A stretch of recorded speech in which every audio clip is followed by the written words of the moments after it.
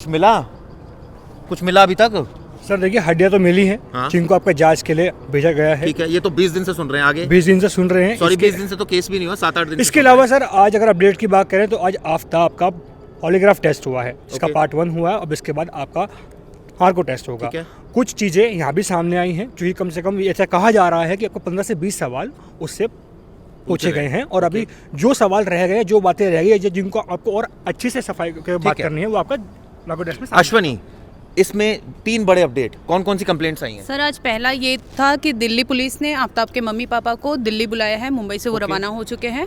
और second update ये था कि साल 2020 में श्रद्धा ने बतौर लिखित कंप्लेंट दर्ज कराई थी तुलिंज पुलिस स्टेशन में, जो उसने 26 दिनों के अंदर ही रिटर्न ले लिया था। परिवेश, वापस क्यों ले लिया कंप्लेंट, और आखिर कंप्लेंट जो दर्ज कराई थी उसके कंटेंट क्या थे? बिल्कुल, मैं पहले बताना चाहूँगा कि वो देखिए 23 नवंबर को लिखा गया लेटर है। उस लेटर में लिखा था कि आफ्ताब मुझे मारता है, मेरा गला घोट रहा था और मुझे धमकी देता है कि तेरी बोटी बोटी करके फेंक दूंगा, पीसेस में कट करके। इंग्लिश में है वो लेटर, इंग्लिश में है कि पीसेस करके मैं फेंक दूंगा। और ये बात उसके माता पिता को पता है कि वो मुझे मारता है। उसके माता पिता रेगुलर हमारे घर पर आते हैं, हमसे मिलते हैं, लेकिन वो भी कुछ एक्शन नहीं ले रहे, वो भी कुछ समझाने की कोशिश नहीं करते। और लड़का मुझे, मतलब आफ्ताब जो है वो मुझे ब्लैकमेल करता जा रहा है, ब्लैकमेल कर रहा है, ब्लैकमेलिंग कर रहा है। आखिर ऐसे पूनम कौन सी बात थी? ब्लैकमेलिंग क्यों? आपको डर क्यों लग रहा है? अगर आपने कुछ गलत किया तब ब्लैकमेलिंग से आपको डर लगेगा ना, तब आपको लगेगा कि भाई मैं पर्दाफाश हो जाएगा। एज अ लड़की आप बताइए, इसमें आप क्या सोचती हैं? उसने कुछ गलत नहीं किया था, बस वो इमोशनल ब्लैकमेल हो रही थी। यहाँ पे ये था। और ये भी चीज़ें सामने आ रही हैं कि जब वो रिलेशनशिप में थे उस दौरान भी वो मारता पीटता था। उसके फादर को ये चीज़ें पता थी। उसके फादर ने बोली थी श्रद्धा को कि तुम वापस आ सकती हो, तुम वापस आ जाओ, लेकिन वो नहीं गई। तो ये चीज़ें अभी तक क्लियर नहीं हो पाई हैं कि वो क्या चीज़ थी जिसकी वजह से श्रद्धा को इतना डर लगता था कि वो वापस नहीं जा पा रही थी और इन सब चीज़ों से वो बाहर नहीं निकल पा रही थी। इसमें जो क्लिंचिंग एविडेंसेस हैं नतांश, वो डीएनए है मैच करना, और दूसरा है हड्डियों का जो खून के नमूने उनका मैच करना।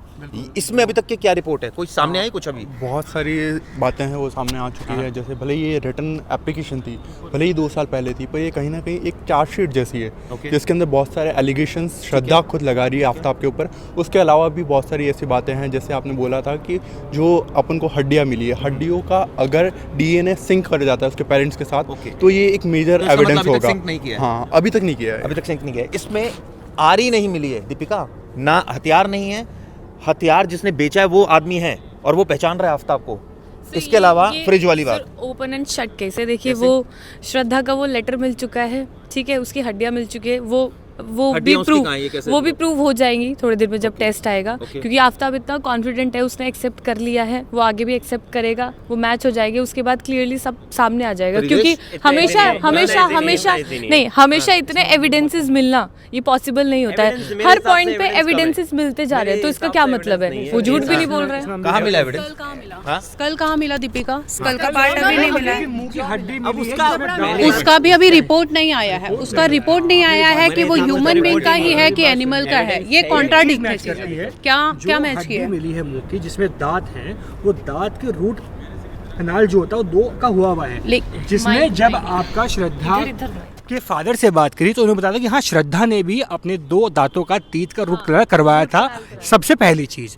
प्लस जो आपका हड्डियाँ मिली हैं, इसके अलावा फ्लैट में से जो आपका टाइल्स होती हैं, वहाँ जो खून के स्पॉट मिले हैं, बहुत सारी चीज़ें हैं। अभी रिपोर्ट नहीं आई। रिपोर्ट कब आएगी? जब वो ये सब चीज़ें आपका फोरेंसिक में जाएंगी, जांच का विषय बनेंगी, उसके बाद जाके इस चीज़ की आपकी रिपोर्ट सारी आएगी। 2 हफ्ते बाद रिपोर्ट्स आएंगी, लेकिन तब तक तो इंतजार कर सकते हैं। लेकिन जैसा आफ्ताब का एटीट्यूड है, वो सर फुटेज आपने भी देखा था, हम सब ने भी देखा था, कितना कॉन्फिडेंटली वो खड़ा था और वो पुलिस को भी उसके आसपास कोई था ही नहीं। वो आपने भी फुटेज देखा था? मैंने देखा फुटेज। तो ये सबसे बड़ी पुलिस की लैप्स था जो हमने देखा कि एक आरोपी ऐसे चल रहा है। आप देखिए हिम्मत देखिए उसकी, पीछे पुलिस ने उसको पकड़ नहीं रखा। ऐसे आरोपी की क्या सजा होनी चाहिए जिसने इतना जबरदस्त कांड किया है? सर ये तो जज ही देंगे, जजमेंट जब आएगा तभी आपको पता चलेगा। पहले अभी का बताइए ना, जो पुलिस ने इसको छोड़ रखा है इस तरह से, पुलिस को तो उसको पकड़ के रखना चाहिए था ना, आरोपी को हाथ में पकड़ के रखना चाहिए था। आरोपी को कोई पूजा थोड़ी करेंगे, ऐसे आरोपी चल रहा है आगे और उसके पीछे पीछे पुलिस। आपने फुटेज देखी एफएसएल वाली? हाँ, वो देखी है, मास्क लगा के वो दिख रहा है, कॉन्फिडेंट दिख रहा है। तो इस पे हम कह नहीं सकते अभी सर वो कल्प्रिट है, प्रूव नहीं हुआ है, तो हम उस पे कुछ एलिगेशंस एंड ऑल नहीं लगा सकते। इसका मतलब आपका कहना है कुछ प्रूव नहीं हुआ है, तो जो आपका पर्सपेक्टिव है वो अभी ये है कि वो आरोपी है सिर्फ? जब तक हाँ आरोपी है, इसलिए वो ऐसे चल रहा है, उस पे हम कमेंट नहीं कर सकते। ओके। बॉडी लैंग्वेज नतांश आपको ज्यादा पता है, body language speak itself or not? या एग्जैक्टली उसका जो था वो इतना कॉन्फिडेंट लग रहा था, उसके जब लॉयर से भी उसने बात की थी, उसने जो बयान दर्ज करा है, भले ही उसने इसको कबूलनामा और ये तो एक कंट्रोवर्सी है ही सही, बट फिर भी ऐसा लग रहा है कि वो काफ़ी पेशेवर क्रिमिनल हो वैसे ही। ऐसा बिल्कुल नहीं लग रहा है कि वो जिसने एक बार पहली बार इतना हीनियस क्राइम किया हो। और मुझे प्रीवियस आपसे भी कुछ जानना था, जैसे कि उसकी जो जॉब थी मुंबई में, वो ही is earning a lot there, और उसके बाद उसने वो वाली जॉब छोड़ के यहाँ पर वो he was working in just around 30,000 बक्स, वो काफ़ी कम है। ये इंपॉर्टेंट चीज़ थी कि मुंबई में सैलरी ज़्यादा होने के बावजूद वो मुंबई की जॉब छोड़ के, जहाँ उसे ज़्यादा पैसे नहीं देने, वहाँ उसका घर है, सब कुछ है, उसको ज़्यादा रेंट नहीं देना, कुछ नहीं देना, जहाँ उसका पैसा बचेगा वहाँ ज़्यादा सैलरी होने के बावजूद वहाँ की जॉब छोड़ के आके दिल्ली में सेटल होना। मैं आपसे पूछता हूँ, दिल्ली में सेटल पूनम, आपको यहाँ जॉब में ज़्यादा पैसे मिल रहे हो या घर के पास आपको जॉब, आप झारखंड की रहने वाली हैं, वहाँ पैसे ज़्यादा मिल रहे हो, कहाँ नौकरी करोगे? मेरे को यहाँ पे फ्रीडम ज़्यादा मिलेगी, ओके, तो मैं यहाँ पे चूज़ करूँगी। घर पे फ्रीडम नहीं मिलेगी आपको? घर पे ज़्यादा फ्रीडम नहीं मिलती, बहुत सारे बच्चों का होता है कि मेरे को यहाँ पे फ्रीडम मिलेगी, इसलिए मैं यहाँ पे चूज़ करूँगी। बिल्कुल इंपॉर्टेंट नहीं, पर उसने जैसा यहाँ पे जैसे ही आया, उसके बाद उसने जो फ्लैट लिया था बिल्कुल जंगल के पास, नहीं जंगल के पास ही लिया था उसने, बिल्कुल। हाँ, वो वसई विरार भी जंगल वाला एरिया आगे जाके। ऐसा लग रहा था कि जैसे उसका प्री प्लान्ड हो, यहाँ पे आके उसको मतलब विद इन अ वीक उसने इस वारदात को अंजाम दे दिया। बिल्कुल बिल्कुल, आपको क्या लगता है? ये इंपॉर्टेंट है और बहुत इंपॉर्टेंट है। देखिए मुंबई में तो फ्रीडम था उसके पास, चिराग जी, मुंबई में उसके पास फ्रीडम था, ऐसे नहीं कि मुंबई में अलग रह रहे थे। जो एफआईआर हुई उसमें खुद, मतलब एफआईआर नहीं, जो कंप्लेंट की थी 23 नवंबर को 2020 को, उसमें खुद श्रद्धा ने बोला था कि हम साथ में रहते और उनकी मम्मी पापा विजिट करते, तो फ्रीडम की तो कोई बात ही नहीं थी, सैलरी अच्छी थी, सब कुछ अच्छी थी, तो दिल्ली शिफ्ट किए हुए और वो भी बीपीओ में काम करने के लिए। मतलब बीपीओ में ऐसा कहा जाता है पढ़े लिखे लोगों को इजीली जॉब मिल जाती है, पढ़ा लिखा था भी, वो अच्छे कॉलेज से पढ़ाई करके आया था, उससे कम सैलरी में वो आके दिल्ली से 15 किलोमीटर, मतलब गुड़गांव जा रहा है, मेहरौली से, मतलब चलिए पास ही है। शक है कि उसकी वो यहाँ क्यों आया था? हाँ, इसका मतलब साजिश के तहत यहाँ बिल्कुल, उसने जो लेटर में श्रद्धा ने लिखी थी बात की, ये मुझे टुकड़े टुकड़े कर देगा, मुझे मार देगा, मतलब उस आफ्ताब ने जो कहा वो किया, लेकिन उसमें पुलिस ने एक्शन नहीं लिया। ये बड़ी बात है कि जो सेकंड कंप्लेन भी हुई, 2 बार हुई है कंप्लेन। बताओ जी, एक्शन क्यों नहीं लिया पुलिस ने? क्या लगता है? एक्शन से भी अगर आप देखें, जैसे आपने बात करी कि आज जब उसका टेस्ट हुआ था तो बाहर जब वो आया वो बहुत कॉन्फिडेंट था, उसके हाथ ऐसे थे, जबकि ऐसे में चाहे वो अपराधी घोषित हुआ हो या ना हुआ हो, पुलिस का कर्तव्य बनता है कि कोई एक पुलिस वाला अपराधी के साथ रहेगा, उसके हाथ में हाथ डाल कर रहेगा कि ताकि वो भागने की कोशिश ना करे। यहाँ पर पुलिस ने सबसे बड़ी लापरवाही करी। और अगर आप बात कर रहे हो आफ्ताब के कॉन्फिडेंस की, मुझे ऐसा लगता है सर, मुझे ऐसा नहीं, मुझे ऐसा लगता है कि कहीं ना कहीं शायद पुलिस ही लापरवाही है, इसलिए आफ्ताब को इतना कॉन्फिडेंट है कि शायद पुलिस को कुछ नहीं मिलेगा, शायद पुलिस को श्रद्धा की लाश नहीं मिल पाएगी या उसे कभी भी फांसी नहीं हो पाएगी। ये भी एक वजह है कि उतना कॉन्फिडेंट घूम रहा है। अरे नहीं भैया, एक केस पर आप एक छोटी सी चीज को लेकर इतना बड़ा कुछ अश्विनी का और चीन का है, पूनम का कुछ जैसे अगर पुलिस कंप्लेंट मैं लूँ अगर सर, तो उसका जो उसने मुंबई पुलिस स्टेशन में जो शिकायत की थी, तो उसमें उसने बकायदा सब मेंशन किया था कि आफ्ताब ऐसे ऐसे करता है, टॉर्चर करता है, फिजिकल करता है। तो यहाँ मैं इमोशनल इंटेलिजेंस की बात करूँगी कि वो इमोशंस में आके मे बी वो डिसीजन नहीं ले पा रही थी। अगर श्रद्धा की बात करते हैं तो मुझे ऐसा लगता है कि मे बी वो रीज़न रहा हो कि वो उससे सेपरेट नहीं हो पा रही थी वहाँ पे। लेकिन जो पुलिस के एटीट्यूड का बात आ रहा है, चिराग जी पुलिस के एटीट्यूड का ले रहे हैं। देखिए वो जो बात आ रही है, थोड़े मिनट आप उसकी वो आफ्ताब, मैं शोभराज के केस में, शोभराज भी चलता था तो उसका बॉडी लैंग्वेज, क्योंकि उससे बहुत कॉन्फिडेंट था अपनी चीज़ों को लेके, और आफ्ताब में कहीं ना कहीं ये कॉन्फिडेंट आ रहा है। वो सोच रहा है इतनी हड्डी जमा हो गई, अभी तक कोई मैच ही नहीं हुआ है, उसके दिमाग में ये सब चीज़ें तो चल रही होंगी ना, अभी तक मेरे पे कुछ स्ट्रिक्ट वो नहीं हुआ है। इसके ऊपर तो सर किसी का हाथ भी नहीं है, ये किस बात का कॉन्फिडेंस? ये तो सरकारी वकील लेके चल रहा है, मतलब सोचिए, तो भी इतना कॉन्फिडेंट चल रहा है, इतना कॉन्फिडेंट होके चल रहा है, तो कहीं ना कहीं जो प्लान चीज़ें मुझे लग रहा है ये इसके हिसाब से ही चल रही है। जब तक आपके हिसाब से चीज़ें चलेंगी तब तक आप कॉन्फिडेंट रहेंगे। जिधर पुलिस ने आपका कॉन्फिडेंस तोड़ा, उस दिन देखना आपकी शक्ल पता चल जाएगी, शक्ल देख के आप बोल देंगे। एविडेंस की बात कर सकते हैं कि लैक ऑफ एविडेंस है, इसके लिए वो इतना कई ऐसे अपराधी रहे हैं, हमने देखा कई ऐसे अपराधी जो बड़े शातिर हैं, जिनको कोई दिक्कत ही नहीं होती, आप उनको जज ही नहीं करते, आप देखोगे कहोगे यार इसने खून कर रखा है। आरुषि मर्डर केस को भी यहाँ पे बोल सकते हैं कि आरुषि मर्डर केस में ऐसे ही हुआ था कि लैक ऑफ एविडेंसेस था, इसलिए उनके मदर फादर को छोड़ा गया था। तो ये चीजें होती है, आप ऐसे नहीं बोल सकते हो कि पुलिस की गलती है या इसकी गलती है।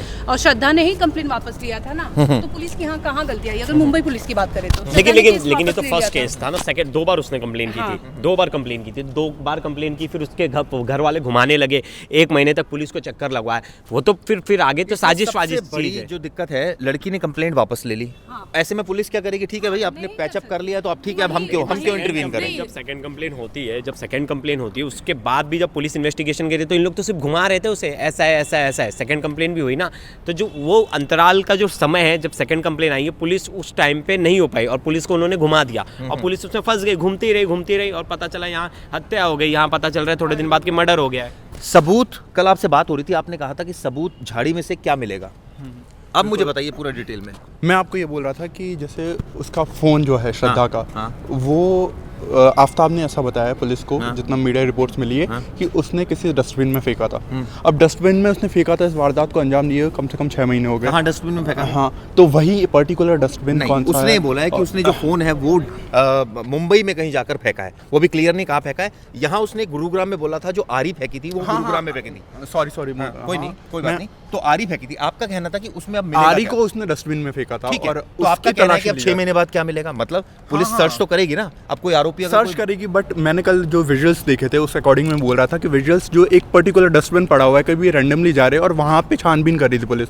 और मैं आई एम प्रीटी श्योर कि वो डस्टबिन का जो कचरा है वो विदिन 15 डेज या विदिन अ मंथ चेंज हो जाता है। तो ये बोल रहा था, मैं उसके ऊपर आर्ग्यू कर रहा था कल। ठीक है, अब इसमें जो सबसे इंपॉर्टेंट पॉलीग्राफ और नार्को रहेगा। ऐसे में पॉलीग्राफ का तो हो गया है, टेस्ट हो गया है।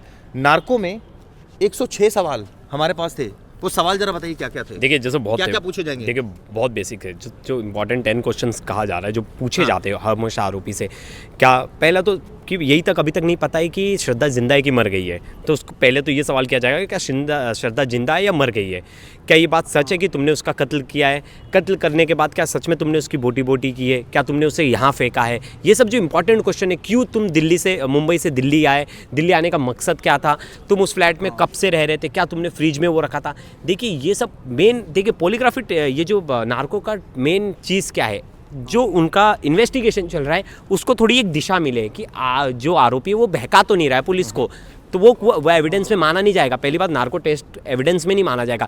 ये पुलिस, हाँ बिल्कुल, वो पुलिस को खुद को श्योरिटी करने के लिए कि जो इन्वेस्टिगेशन है वो सही रास्ते पे जा रहा है और ये सच बोल रहा है। लेकिन देखिए ऐसा बहुत बार हुआ है कि नार्को, पॉलीग्राफी, ये सबको चीट कर देते हैं। चीज़ भी जैसे हम लोग उस दिन डिस्कस कर रहे थे, जैसे आफ्ताब हैश लेता था, वीड लेता था, तो क्या उस चीज़ का फर्क बिल्कुल बहुत। और हमारी एक बात हो रही थी, हमारी एक डॉक्टर से बात हो रही थी, उन्होंने कहा कि अगर जो हाई ड्रग लेने वाले लोग हैं उन पे बहुत बार ऐसा मैंने बताया ना, बहुत पहले भी ऐसे केसेस आए कि नार्को में उन पे कुछ असर नहीं होता। आप जो भी पूछ लो अपने पसंद का बोलेंगे।